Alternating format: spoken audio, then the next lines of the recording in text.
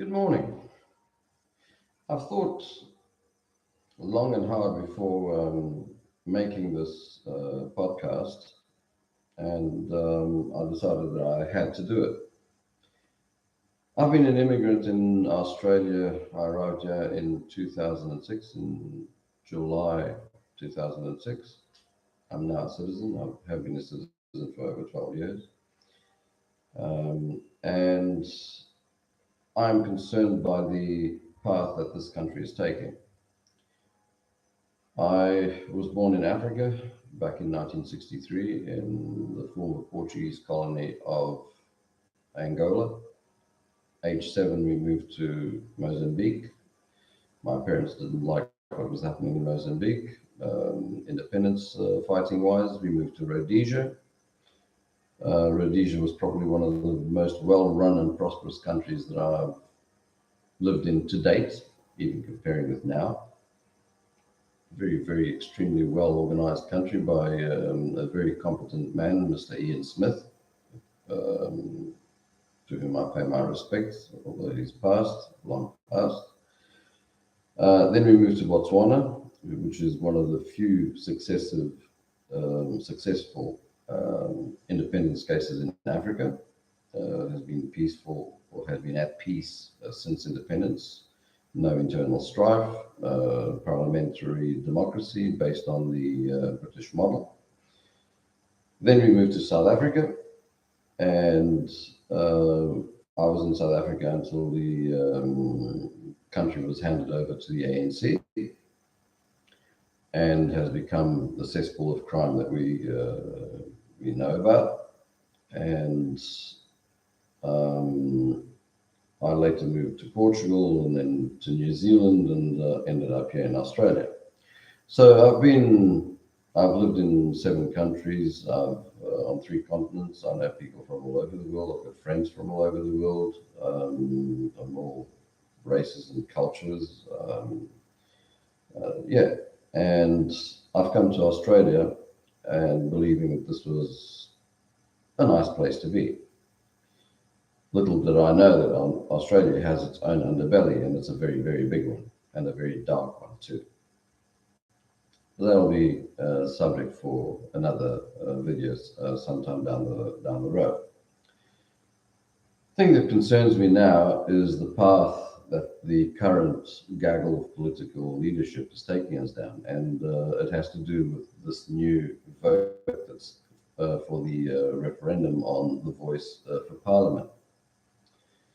This referendum is supposed to give a single voice to an ethnic community that's obviously the Aboriginals claim to be here for the past 60,000 years.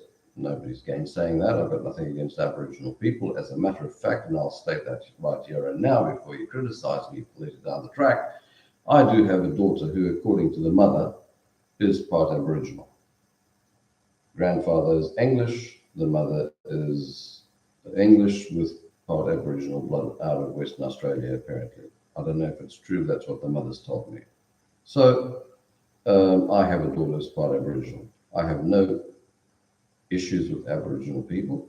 They're just another race to me, like any other that are among the many that I've met. They have their own culture. I respect their culture, their beliefs. But I do not have to be an Aboriginal to live in this country, or do not have to want to be an Aboriginal to live in this country. I am of Judaico-Christian Catholic culture. That's the culture I was born into. That's the culture I believe in. And although I'm not a religious person, even in Christian terms, the legal system under which I live, and I guide myself loosely by the 10 Commandments, mainly by the 10 Commandments, and general respect for life, humanity, and self-preservation, preservation of others. I tend to be what people will call a conservative, although I believe that no single political structure owns the truth. The truth is probably the more correct thing is probably somewhere in the middle. neither too much to one side or neither too much to the other. So yeah, I'm centre right, and if you're a lefty, feel free to bugger off. I don't give a rat's toss about what you think of conservative people or non-communist beliefs. Personally, from what I've seen, communism and socialism only bring misery to countries where they're installed. And that's been my personal experience, both in Africa, now in Europe, and it seems now in Australia, because we have a gaggle of politicians wanting to destroy the progress that has been brought to this country. This country was taken out of the Stone Age by the European settlers, is a 21st century country, and now we have a socialist government or socialist governments across this country trying to throw us back into the Stone Age. And I'll get there soon enough. Recently, and this is what has made me bring out this podcast, I was a lecturer in higher education at TAFE in Brisbane. And the one thing that started getting to me was at every meeting, we had a new Lord's Prayer. Our Father, hallowed be thy name, thy kingdom come, has been replaced by, I recognize my white privilege. This is true, this is real, it's right there. I recognize my white privilege and I pay respect to the Aboriginal traditional landowners, etc., etc., etc. Yeah. Well, this is supposed to be a democracy. I think people need to start looking into the concept of what a democracy and what a multicultural country is. So in a democracy, you have a right to your own opinion. In a multicultural country, every culture needs to have equal standing before the law. And this voice to parliament places one culture above every other and creates apartheid. Now, I know what apartheid lives like because I almost got kicked out of South Africa under the apartheid laws for allowing a black man to live in the granny flat of the house that I lived in Johannesburg. He was already there when I rented that house. And I was asked if old Cesar could stay there. He was a turner, he was a tradie. Because he'd already been living there, he'd never created problems for anyone. And I had no problems with that. I just come out of Portugal to stay in South Africa. And anyway, somebody dubbed us in. Police breaks into the house. The guy gets evicted, and I have a court case started against me for breaking the apartheid laws, the Group Areas Act, as it was called back in the day. And I stood to get kicked out of the country for that because I was actually on a work permit at the time. I didn't even have a permanent residence yet. So I know what apartheid looks like because I was on the receiving end of it. And so this voice for Parliament for the Aboriginal people, to me, smacks of Group Areas Act, where one particular group, not the Afrikaans in this case, but the Aborigines, get to have a say over everything in this country. And when you see that they have closed down Uluru, they've closed down Mount Warning here in northern New South Wales, to visitors because the mountain spirits live there. They're slowly starting to bring the country. They're starting to shut the country down, and they don't even have that voice yet. So what I'm saying is, you vote for whatever you want, but you vote yes in this voice, and the yes vote wins. This country will be stopped in its tracks. Because like the millionaire up in Western Australia who wanted to plant trees and was stopped because by the local Aboriginal council, because apparently there's some magic rainbow snake in that river that will be offended if the white man plants some trees there, or whatever the case was. Now you replicate this through 200 tribes. Now we're trying to get a voice, one single voice to represent 200 tribes plus, 200 plus tribes, who never got along, even still don't get along for the majority of the cases, and never got along before the white man even came here. And have land grabs, land claims for parts of this country where there were even no Aboriginals before, like Victoria, Tasmania, and so on, areas that were cold, that there weren't Aboriginals there. And now we're having false claims by people who've moved in. Another thing is, who's going to determine the DNA, of Aboriginals? Do they have their claims that they're Aboriginal verified?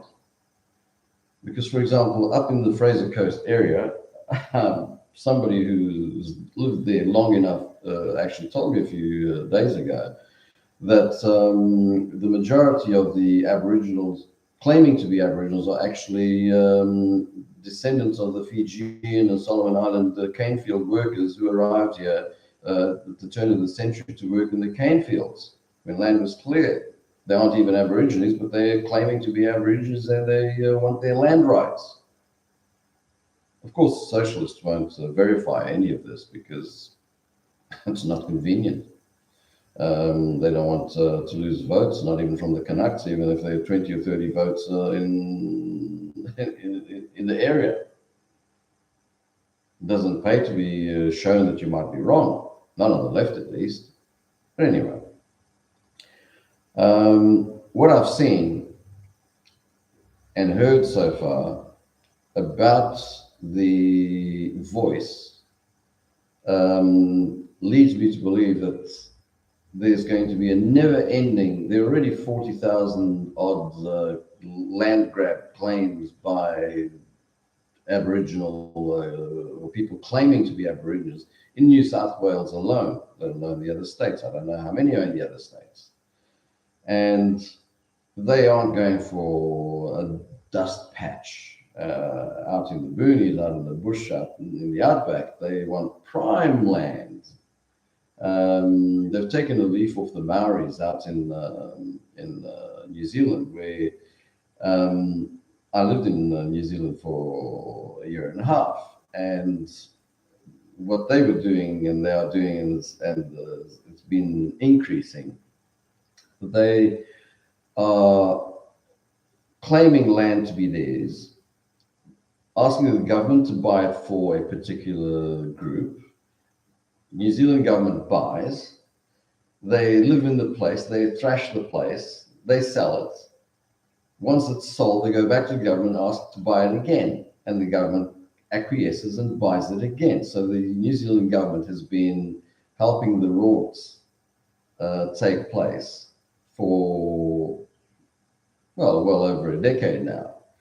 And I'm sure there's people here that are on that same level of rorting, because again, I've been told that across the country there are mainly 6 half-breed lawyers who have been making claims on behalf of Aboriginal communities, and they own millions of hectares of land across the country in the name of Aboriginal cultures, but not benefiting the Aborigine themselves. Half a dozen Aboriginal lawyers own on behalf of the couple of hundred communities across the country. So the Aborigines are being taken for a ride. Apparently, the Australian government gives out about $36 billion a year to the Aboriginal communities. That's around $40,000 per Aboriginal individual across the country. Theoretically, they wouldn't even need to work. I mean, you're a family of 7 Aborigines, and you should technically be receiving $250,000 or more. Just from the Australian government, should be living like millionaires. So where's all the money that's being dished out to the Aboriginal communities going? That's the biggest rort that's going on in this country. It's hell, that's bigger than our foreign debt. And we're pumping into the pockets of people that we don't even know where this money is going. Where's the accountability? I received a meme the other day. Let's see if I can bring it up. That makes me say, I'm voting no. I wish there was even a line saying hell no, because I am definitely voting no. Let me see if I can bring up this meme. And what it says is actually quite interesting. And just a second.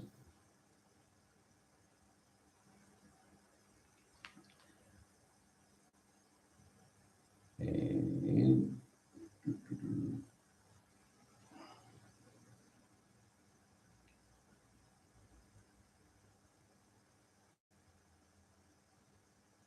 so the meme goes like this. A bit of perspective. We already have the voice. 3,278 Aboriginal corporations, 243 native title bodies, 48 land councils, 35 regional councils, 122 plus Aboriginal agencies,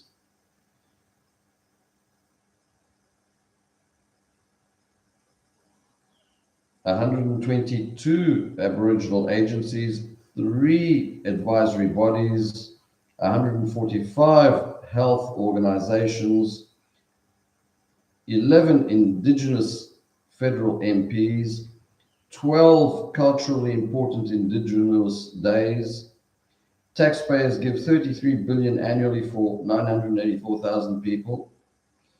Expenditure per person in 2012-13 was $43,449 on Indigenous Australians compared to $20,900 on other Australians, a ratio of 2.08 to 1, and increased from 1.95 in 2009.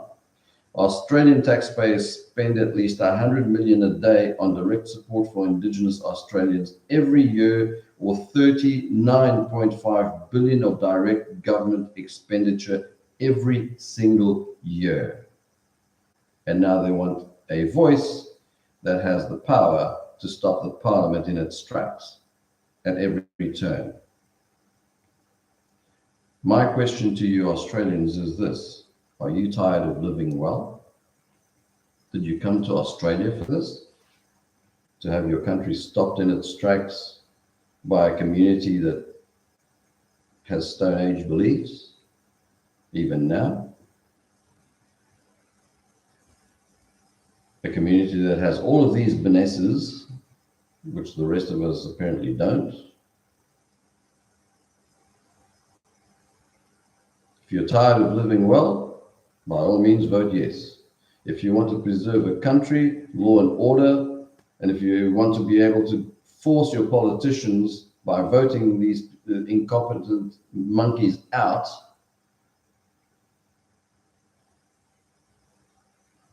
force these politicians to abide by what the majority wants, because last time I heard, at least when I was growing up in school, democracy is where the majority has the say, not a small majority being told by a minute minority what to do, how to do it, how high to jump, and with how many backflips. Because that's what's happening to us right now. Right now we have a socialist government, or multiple socialist governments across the states, bowing down to the voices of minorities. That's not what they were elected for.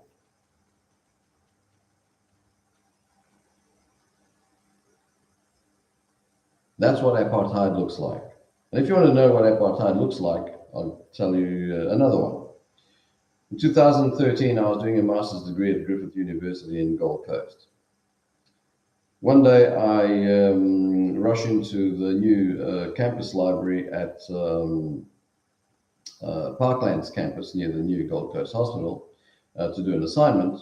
And I see this empty or almost empty computer room, and I dash in there because I just parked the car. I was in a hurry, come in, sit down, and I was still logging in, and this young girl comes up to me. "Excuse me, sir, are you of Aboriginal or Torres Strait Islander descent?" And I said, "No, I'm European." "Why?"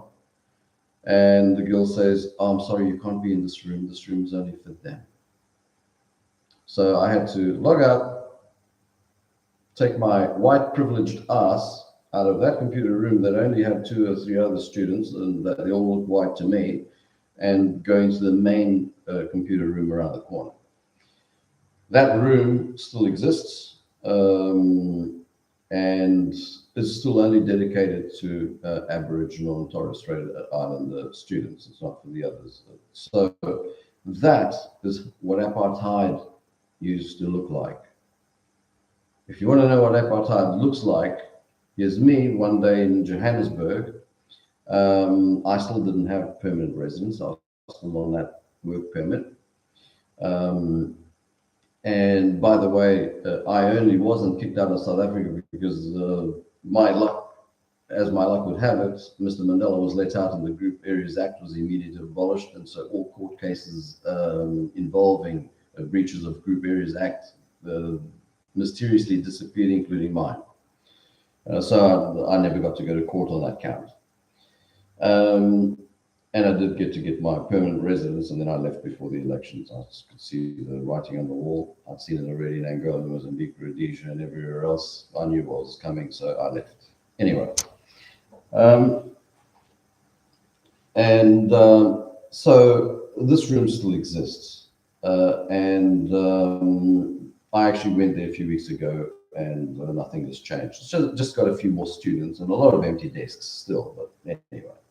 Now the question there is, are we too good for the Aborigines, or are the Aborigines too good for us?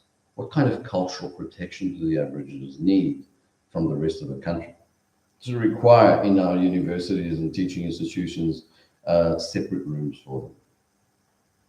Is that inclusion? That's a very funny kind of inclusion. But you're going to see that on steroids. I mean, they're going amok in crime rates with their youth at the moment. You ain't seen nothing yet. Anyway, as far as I'm concerned, voting yes is the political and social suicide of this country.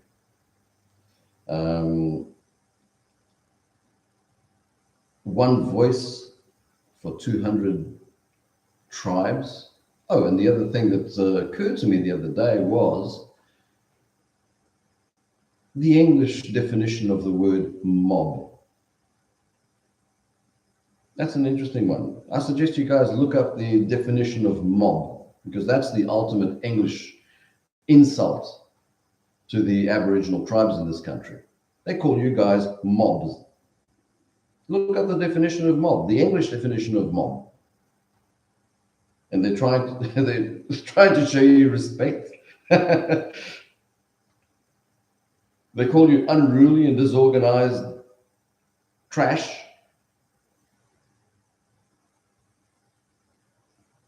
Because that's what the word mob is. Look it up. Multiple dictionaries. And they're looking after your interests. Really? Oh, core blimey. I don't know. A lot more could be said.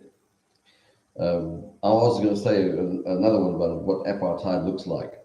And I've been in Johannesburg for a few months. I brought my wife and my first son over. And my son was on one of these coin-operated roundabout things, or whatever you call them. And he fell off, or was pushed off by another kid, and he broke an arm.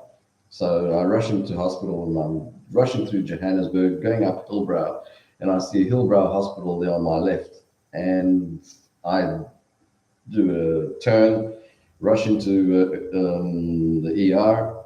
And he has been trying to get my son in, and there's the doctors and orderlies trying to push me out. And I said, but my son's got a broken arm, please, he needs to be seen.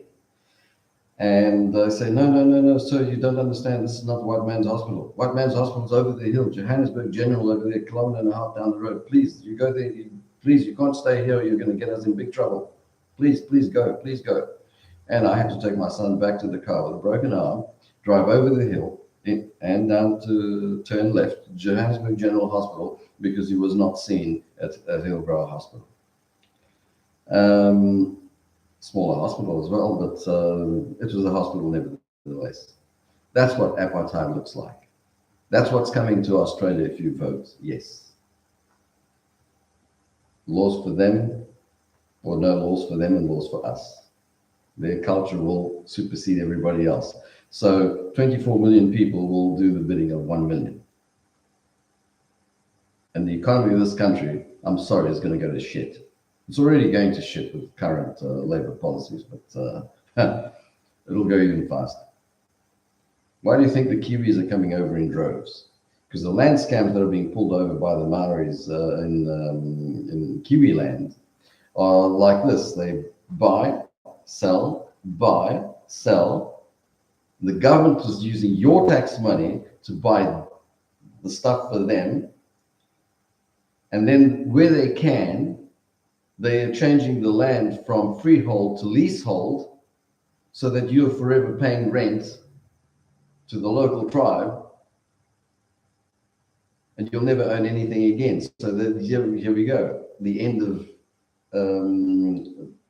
the end of land ownership or free ownership of your own stuff.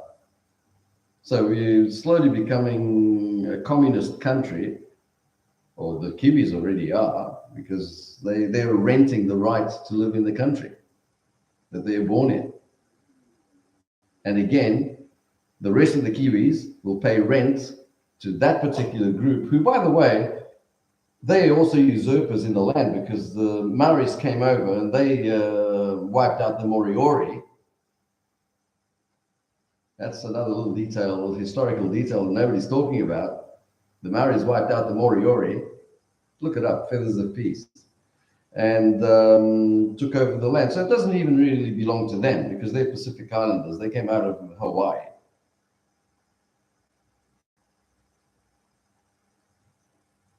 But we can't go that far back. No. It doesn't fit the narrative. So I don't know. Again, feel free, ladies and gentlemen, vote however you want. But me, I'm voting no. And I wish I could vote hell no. Because I've got 3 daughters born in this country that I feel are as entitled to any part of this country as anybody else ever born here. Because I don't care who was born here 60,000 years ago. I care about who's born here today, tomorrow, because yesterday I can't do anything about. 10 years ago, I can't do anything about. 100 years ago, none of us can do jack shit about. It's none of our fucking business.